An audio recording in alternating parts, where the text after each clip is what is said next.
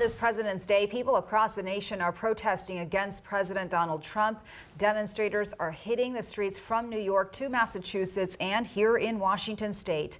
Large crowds gathered in both Seattle and Olympia, demanding things like justice, equality, and protection for marginalized communities.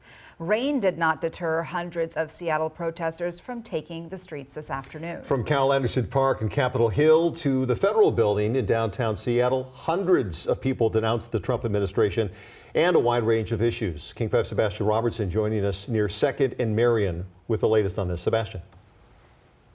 We moved just a couple of minutes ago. We came back to Cal Anderson Park because we heard that the the protests were still happening.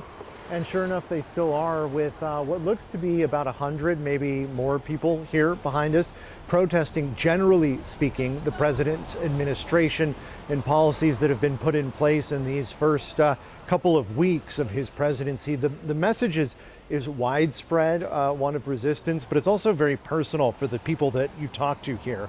This protest here specifically erupted as Democratic lawmakers have been largely unsuccessful in stopping the Trump administration's purge of federal workers. That translated to thousands of potential layoffs for departments including public health, education, veterans affairs.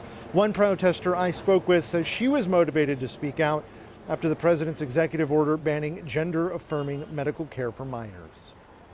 These communities are coming under attack, and again, it's a violation, we feel, of our current laws and our democracy, and it's frightening. When you start interfering with medical care and the rights of humans, that was, I want to say, my breaking point.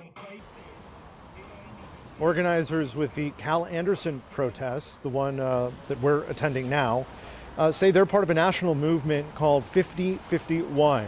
It's protests taking today. It means 50 states, 50 protests, one day.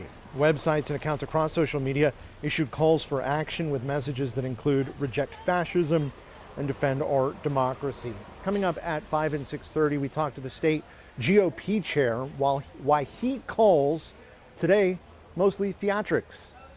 On Capitol Hill, Sebastian Robertson, King 5 News.